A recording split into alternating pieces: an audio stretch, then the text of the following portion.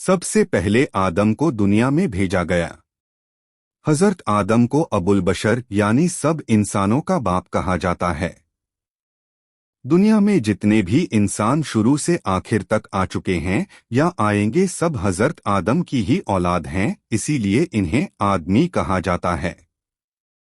जब अल्लाह ताला ने हजरत आदम की पैदाइश का इरादा फरमाया और फरिश्तों से अर्ज किया कि मैं ज़मीन में अपना खलीफा बनाने वाला हूँ, उस वक्त ज़मीन में जिन्नात रहते थे और इब्लीस की बादशाहत थी, लिहाजा आपके बारे में कुछ बताने से पहले शैतान इब्लीस का जिक्र करना ज़रूरी है, क्योंकि इस वाक़ये का शैतान से गहरा ताल्लुक है। अल्लाह ताला ने इस मखलूक को बहुत खूबसूरत बनाया था और शराफत व बुज़गी से भी नवाजा था। ज़मीन और दुनिया के आसमान की बादशाहत दी थी। इसके अलावा उसे जन्नत की पहरेदारी के इनाम से भी नवाजा था, लेकिन उसने अल्लाह के सामने घमंड किया और खुदाई का दावा कर बैठा, जिसकी वजह से अल्लाह ताला ने उसे अपनी बारगाह से निकाल दिया और उसे शैतान में बदल दिया। उसकी शक्ल बिगाड़ दी और सारे रुतबे जो अल्लाह ताला ने उसे अता किए थे छीन लिए।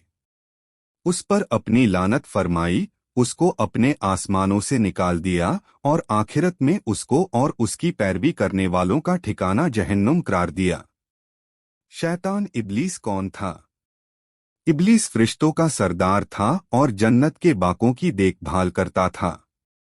उसको दुनिया और आसमान दोनों की बादशाहत मिली हुई थी। जब अल्लाह ताला अपनी अजीज तरीन मखलूक को बनाने के बाद अपनी शान के मुताबिक अर्श पर रौनक अफरोज हुआ तो इब्लीस को आसमाने दुनिया की बादशाहत पर मुकर्रर किया।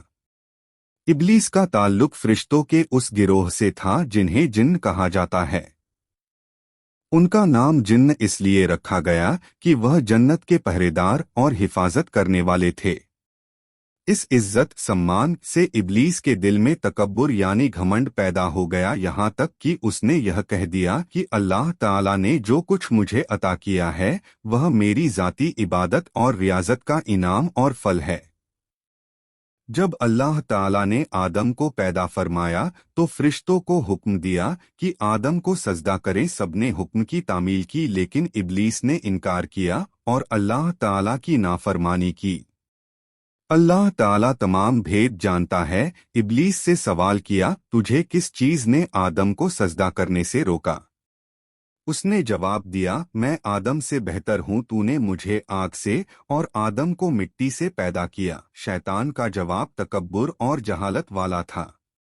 अल्लाह ताला इस पर गजबनाक हुआ और रांधे दरगाह कर दिया, यानी अपनी रहमत से निकाल दिया और लानत का तौक उसकी गर्दन में डाल दिया। शैतान ने तौबा व इस्तगफार करने के बजाय अल्लाह ताला से खुली बगावत कर दी और क़यामत तक के लिए आदम की नस्लों को बहकाने के लिए मोहलत मांग ली। अल्लाह पाक के इल्म और हिकमत का भी यही तकाजा था कि औलादे आदम की आजमाइश की जाए, लिहाजा उसकी दरख्वास्त मंजूर की गई। उसे लंबी उम्र अता की और साथ में वो सामान भी जो नस्ले आदम को गुमराह करने के लिए चाहिए थे।